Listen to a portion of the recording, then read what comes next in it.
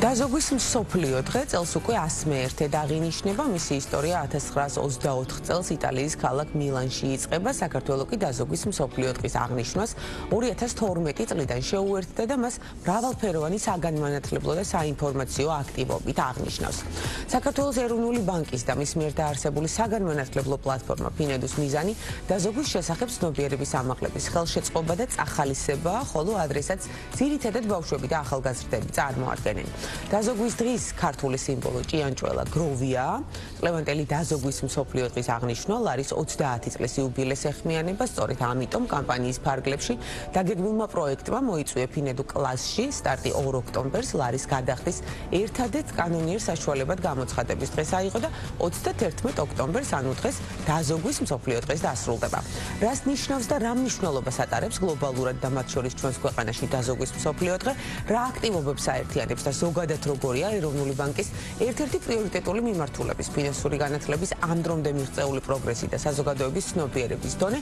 მაია მარქარაშვილი სების ფინანსური განათლების განყოფილების უფროსი გვესაუბრება დეტალებზე. ქალბატონო მაია, მოგესალმებით. ძალიან დიდი მადლობა სტუმრობისთვის და თქვენი დროისთვის. რა თქმა უნდა, პირველ რიგში საუბარი დავიწყოთ დღევანდელი დღის დაზოგვის მსოფლიო დღის რაობაზე, თუ რამდენად მნიშვნელოვანია ის, რომ გვითხრათ და ასევე რა კეთდება და რა აქტივობებით ვხვდებით მას წელს საქართველოში. მადლობა კიდევ ერთხელ მივესალმებით თქვენს მაყურებელს. დიახ, როგორც აღნიშნეთ, დაზოგვის მსოფლიო დღე 100 წელზე მეტია იღებს სათავეს, თუმცა თვითონ დაზოგვის მნიშვნელობაზე საუბარი, თვითონ ქართული ისტორიაც რო გავიხსენოთ, გაცილებით ადრე დაიწყო. ჯერ კიდევ ქართველი საზოგადო მოღვაწეები ილია ჭავჭავაძე, იაკობ გოგებაშვილი, ნიკო ნიკოლაძე და ამ შემდეგ ყველას ნაზრევში შევხვდებით მნიშვნელობას დაზოგვის მოსახლეობის და შემდეგ რა თქმა უნდა ქვეყნის კეთილდღეობისათვის და რატომ არის რომ 100 წელზე მეტია და ჩვენთანაც 15 წლიანი ისტორია აქვს თემაზე კონცენტრირებას უბრალოდ, თორემ რა თქმა უნდა მნიშვნელობას დიდი ხანია ვიაზრებთ, იმიტომ რომ დაზოგვა არის ის საბაზისო საკითხი, რომელიც კრავს ფინანსური განათლების, ფინანსური წიგნიერების ძალიან ბევრ საკითხს. თვითონ ეს სიტყვაც დაზოგვა შეიძლება ქართული ნიშნობიდან გამომდინარე ძალიან ბევრნაირად გავშალოთ. ერთი ალბათ ყველაზე უფრო ხშირი ქართველების დამოკიდებულებაში უკავშირდება რაღაც მომჭირნეობას, რომელიც ცუდად არ ჯდება, ასე ვთქვათ, ჩვენს მენტალიტეტში, ხასიათში, რაც ცოტა გვაბრკოლებს ხოლმე და სხვა შორის ეს დამოკიდებულებები, განწყობები ერთ-ერთია, რაც მნიშვნელოვანია, რომ დავფიქრდეთ ხოლმე ამ საკითხს. მაგრამ ეს დამოკიდებულებები მნიშვნელოვნად არის შეცვლილი, ალბათ დამეთანხმებით. იმედი გვაქვს, იმიტომ რომ სხვა შორის წელს საერთაშორისო ქსელი OECD აპირებს, ახლა ზუსტად კითხვაზე ვმუშაობთ, ჩაატაროს და ვნახავთ პროგრესს. ბოლო 2020 წელში იყო გამოქვეყნებული და ალბათ ამ 6 წელში ვნახოთ ჩვენი მოლოდინები არის ყოველ შემთხვევაში, იმიტომ რომ მას შემდეგ რაც დავიწყეთ ამ საკითხზე საუბარი, საზოგადოების გამოხმაურებაც, ახლა სკოლებში დავდივართ, ვისაუბრებთ ამაზე, ძალიან არის შეცვლილი და ჩვენი მოლოდინია, რომ ნამდვილად უნდა იყოს უკეთესობისკენ განვითარებული. გარდა ზედაპირზე არსებული თემებისა, როგორიც არის დაზოგვის შედეგად ფინანსური დამოუკიდებლობა, გაუთვალისწინებელ ხარჯებზე მყისიერი პასუხი, რაც ჩვენი ცხოვრების ხარისხს, ვთქვათ, არ გააუარესებს. გარდა ამისა, დაზოგვით შესაძლებელია დამატებითი ამონაგების მიღება.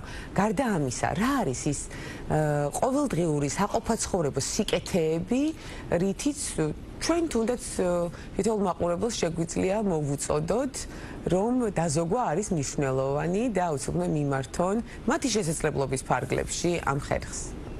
კი ბატონო, ზუსტად აი რომ დავიწყოთ, მაგრამ გავაგრძელოთ, რომ დაზოგვა ერთის მხრივ რესურსების დაზოგვას და გონივრულ ხარჯვას უკავშირდება, იმიტომ რომ მოგეხსენებათ არ არის რესურსი და არა მხოლოდ ფული, დრო, თქვათ ბუნებრივი რესურსები და ასე შემდეგ. მეორეს მხრივ ეს არის საშუალება მივახციოთ რაღაც დავისახოთ და მივახციოთ ფინანსურ მიზანს, რომელიც თავის მხრივ ერთგვარ ფინანსურ დამოუკიდებლობასაც გვაძლევს.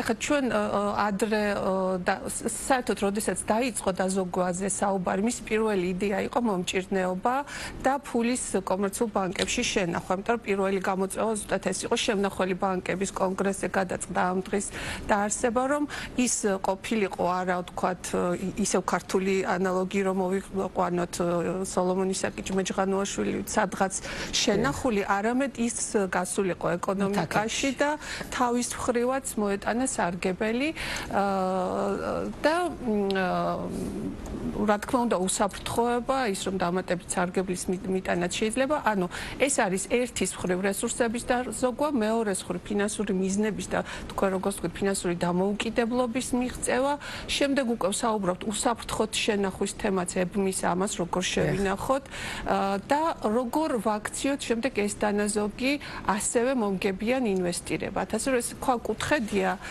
რომელთაც იწყება და სწორედ ამიტომ ადვილია მისი ბავშვობის სასკოლო და უფრო ადრინდელი ასაკიდანაც დაწყება, თუმცა მას ებმის ბევრი ისეთი თემა, რომელიც ერთიანობაში ქმნის ფინანსურ წიგნიერებას. და ჩვენ ასაკში შეიძლება ამის სწავლა. გავუმუშავოთ იმითი, რომ თქვათ ვაჩუქოთ ყულაბა, სადაც ისინი მუდმივად დააგროვებენ, ხო? თქვათ. ჩემს ბავშვობაში ეს ძალიან აქტუალური იყო და შემდეგ ვამტვრევდით ამ ყულაბას. თუ გვენანებოდა ქვევიდან რაღაცას ბუჩკიკინებდით და იყო ერთი აბა. სწორედ ბავშვობიდან დაზოგვის უნარების გამომუშავების მნიშვნელობა არის ძალიან მნიშვნელოვანი და ეს არის თქვენი ერთ-ერთი მთავარი მიზანი, ვახსენეთ კიდეც შესავალში. მოდით ახლა თქვენს გეგმებზე რომ ვისაუბროთ, რა საკეთებს ფინედუ იმისათვის, რომ ბავშვობიდან, სკოლის ასაკიდან ბავშვებმა შეიმეცნონ, ასე ვთქვათ, მნიშვნელობა დაზოგვის და ეს გახადონ მათი ცხოვრების წესი. ეროვნული ბანკის პლატფორმა ფინედუ 5 წელია არსებობს, თუმცა ეროვნული ბანკი მე-14 წელია როგორც ვთქვით ამ თემას შესახებ საუბრობს და თქვენს შეკითხვებსაც რო უპასუხოთ, დიახ, რა თქმა უნდა, დასულობის ასაკშიც შესაძლებელია დაზოგვის ჩვევების გამომუშავება, მაგრამ ბავშვობიდან უფრო მარტივია ამ თემებზე საუბარი, რაც მსოფლიო პრაქტიკაც აჩვენებს, ამიტომაც ამ დღის შესახებ როცა ვსაუბრობ, თავარი სეგმენტი არის ხოლმე სკოლები, მოსწავლეები, იმიტომაც რომ ბავშვების საუკეთესო არხია ერთის მხრივ მასწავლებლების საზოგადოებაზეც გავიდეთ და მშობლებისაც და ერთგვარი ხიდია ხოლმე და მეორეს მხრივ უფრო მზად არის მათი გონება, ასე ვთქვათ, ამ თემებზე სასაუბრად, აი ჩვენი დამოკიდებულებებით არ არის ხოლმე დახუნცლული. წლების განმავლობაში ჩვენი ღონისძიებების მასშტაბიც და მრავალფეროვნება იცვლებოდა ხოლმე, მაგალითად წლევანდელი კამპანიის ფარგლებში, როგორც ვთქვით 2 ოქტომბერს აღნიშნეთ, რადგან ლარის იუბილესაც ეძღვნებოდა, თავარი, რასაც მოსახლეობაც ძალიან მასწავლებლები უბრალოდ ელოდებიან ხოლმე, ეს არის კამპანია მოიწვია ფინედუ კლასში, როდესაც მასწავლებლები გვიწვევენ საკლასო ოთახებში და საუბრობთ ბავშვებთან დაზოგვაზე და მასთან დაკავშირებულ და მოცვა არის ძალიან მასშტაბური. ეს აღნიშნოთ მოიცავს მთელ საქართველოს, ხო, რეგიონის სკოლებშიც გადიხართ. დიახ, ეროვნული ბანკის და კომერციული პარტნიორი კომერციული ბანკების თანამშრომლები მივდივართ სკოლებში, სადაც გვიწვევენ, ვატარებთ გაკვეთილს, რომელიც გაკვეთილი არის ღია თამაშებით, მე მოვიტანე ეროვნული ბანკის მიერ შექმნილი თამაშები, იმიტომ რომ ძალიან ეფექტურია სწავლა თამაშით, ხო, დამეთანხმება ყველა. წელს ამ კამპანიის ფარგლებში ძალიან გვიხარია, რომ 250 სკოლაში უკვე შევედი სადღაც 6000-მდე ბავშვი და მნიშვნელოვანი აქცენტი, სადღაც 75% რეგიონები არის, რაც უფრო გვიჭირს ხოლმე, იმიტომ რომ ძირითადად თბილისში ვართ კონცენტრირებული, ვიყავით მაგალითად თიანაჭარაში, მესტიაში, რაჭაში, პრაქტიკულად საქართველოს ყველა რეგიონში გაკვეთილები, როგორც გითხარით, ჩავატარეთ. გარდა ამისა, წელს ჰქონდა ესეთი პროექტი ფინედოს კუთხე სკოლის ბიბლიოთეკაში, სადაც რეგიონებში უნდა შექმნილიყო რაღაცა სკოლებში პროექტები, იმიტომ რომ დაგვიგროვდა უკვე მასალები აქ, კომიქსები, არის თამაშები, როგორც გითხარით, აი კროსვორდი, ან სახალისოდ სწავლების მასალები დაგროვდა საიმისოდ, რომ უკვე მოხდეს მათი გავრცელება და უფრო შედარებით მდგრადი პროექტები დაინიცირდეს სკოლებში. სკოლებმა წარმოადგინეს პროექტები, ამას კონკურსის სახე ჰქონდა 70-მდე სკოლა მხოლოდ რეგიონიდან ჩაერთო, გამარჯვებულებთან გავგზავნეთ ეს მასალები და ის ლევანდელი კამპანიის ფარგლებში ვეწვიეთ ამ ბიბლიოთეკებს, შევმატეთ ახალი მასალები, ჩავატარეთ გაკვეთილები, მათ შორის იყო ეროვნული ბანკის ვიცე-პრეზიდენტი კალუტანიეკა, საბჭოს წევრი, ანუ ძალიან მაღალი დონის მენეჯმენტიც არის ხოლმე წარმოდგენილი, რაც ძენს მნიშვნელობას. სხვათა შორის ჩაერთვნენ თანამშრომლები, შვილებიც და თავიანთ სკოლებში ატარებენ ეხლაც გაკვეთილებს და სწორედ ჩართულობაზე მინდა გითხოთ და ჩართულობის პროგრესზე, როგორც მოსწავლეების, ასევე მასწავლებლების მხრიდან წლიდან წლამდე. რამდენად არიან ისინი გააქტიურებული და შედეგებში ეს უკვე რამდენად აისახება? ანუ პირადი კომუნიკაციის საფუძველზე თქვენ ალბათ გააქვთ ამ დასკვნების გამოტანის შესაძლებლობა. წლიდან წლამდე ნამდვილად იზრდება, თუნდაც აი მოიწვია ფინედო კლასში პროექტის ფარგლებში, ანუ ღია გაკვეთილები, დავიწყეთ 2019 წელს და თანამშრომლები ჩვენი შვილების სკოლებში, კლასებში შევედი და დაახლოებით 20 კლასი იყო, თუ სწორად მახსოვს. წელს როგორც გითხარით, სადღაც 250 კლასამდე ავედით, არა იმიტომ რომ მეტი სურველი არ იყო, როგორც წესი გვიწევს ხოლმე ძალიან მალე ჩავკეტოთ სარეგისტრაციო ფორმა, იმიტომ რომ რესურსიც არ გვაქვს მეტი. მოთხოვნა არის ძალიან მაღალი და როცა კლასებში მივდივართ გაკვეთილებზე, ბავშვები ისაოცარი მუხტი მოდის, რატომ ზოგავენ, ძალიან ბევრი მაგალითად ზოგავს, იმიტომ რომ მშობლები გაახარს. ანუ ეს თემა არის ძალიან აქტუალური და ცნობილი და სხვათა შორის ახლა ჯერ არც გვაქვს გამოქვეყნებული, მინდა თქვენი ეთერით დავაანონსო, რომ მოთხოვნიდან გამომდინარე ქონდა ადრე, რომ თვითონ მასწავლებლებსაც შეეძლოთ დესპანობა. ჩვენ დღეს გამოვაცხადეთ ერთგვარად, გავაგრძელებთ ამ კამპანიას.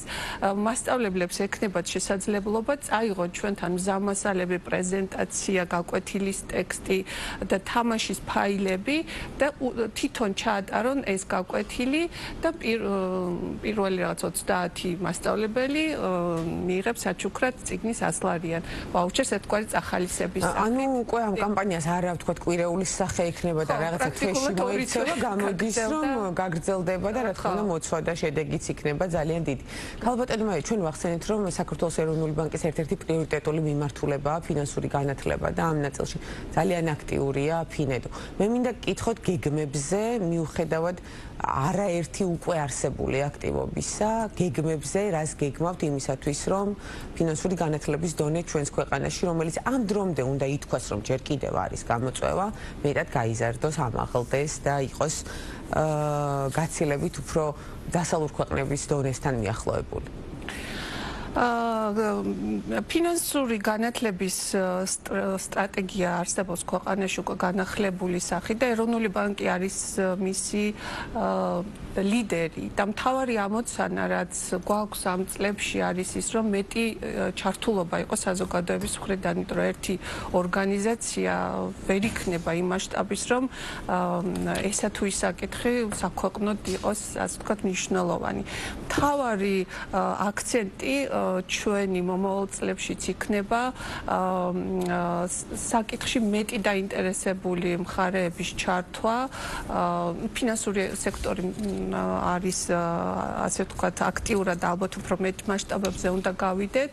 რეგიონებზე გაშლა იქნება ასევე მნიშვნელოვანი და თვითონ მასალების ისეთ ენაზე გადათარგმნა თუ როგორ თქო წარმოდგენა, რომ ყველა აი როცა საუბრობ დაზოგვაზე, მიხვდეს პირობითად დაზოგვაზე თუმცა ფინანსური განათლების თემა ბევრ საკითხს მოიცავს, მეც მეხება ეს არ არის რაღაცა განყენებული, რაღაც მაღალფარდოვანი სიტყვები, არამედ ჩემთვისაც, ჩემი კეთილდღეობისთვისაც მნიშვნელოვანია და შესაძლოა ახლა მაგალითად ამ მასალები თუ არ მოსული და ეს ერთ-ერთი მაგალითია იმის, რომ როგორ ვესაუბროთ ბავშვებს მათთვის გასაგებ ენაზე, მაგალითად მინდა მოვიყვანო ერთ-ერთ მე ვიყავ პირადად ერთ-ერთ აზერბაიჯანული დასახლების ქვეყანაში, იმიტომ რომ ეთნიკური უმცირესობების მნიშვნელოვანი სეგმენტია ჩვენთვის, სადაც ბავშვებმა ქართულ სექტორზე კი იცოდნენ, მაგრამ ისე კარგად ვერ საუბრობდნენ და როგორ შეიძლება მათ ასწავლო, მაგალითად რა არის დეპოზიტი, ხო, როცა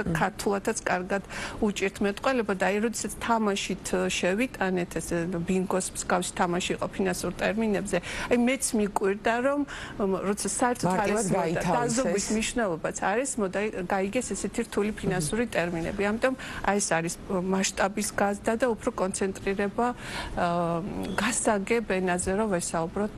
და ძალიან მოკლედ სწორედ აი გასაგებ ენაზე და ყველასთვის მისაღებად რომ გითხრათ აი ორი სიტყვით რატომ უნდა დავიწყოთ დაზოგვა დღეს და არ უნდა გადავდოთ ის ხვალისთვის, რა არის თქვენი თავი გზავნილი? დაზოგვა რატომ უნდა დავიწყოთ დღეს? მოდი ასე ვთქვათ, უნდა დავიწყოთ მიზნებზე ფიქრი დღეს და დავიწყებთ მიზანზე ფიქრს, მე აუცილებლად ვუპასუხებთ იმ შეკითხვას, რატომ უნდა დავზოგოთ, იმიტომ რომ დაზოგვა გვაძლევს საშუალებას ფინანსური დამოუკიდებლობა მოვიპოვოთ, რაც ძალიან მნიშვნელოვანია ჩვენი ცხოვრების ხარისხისთვის და დაზოგვა არის ერთ-ერთი გზა, თუ არ ვიცი, ალბათ ერთადერთი, იმიტომ რომ არ არსებობს რესურსები უსაზღვროდ, ამ მიზნებამდე მივიდეთ. ეს არის მთავარი და მოკლე პასუხი, რაც შეიძლება ამას ვასახოთ. კი ბატონო, ძალიან დიდი მადლობა სტუმრობისთვის, საინტერესო საუბრისთვის. მაყურებელს შევახსენებ, მაია მარქარაშვილი, საქართველოს ეროვნული ბანკის ფინანსური განათლების განყოფილების უფროსი იყო ჩვენი სტუმარი და ვსაუბრობდით დაზოგვის მსოფლიო დღეზე, რომლის ნაწილიც 2012 წლიდან უკვე არის საქართველოც.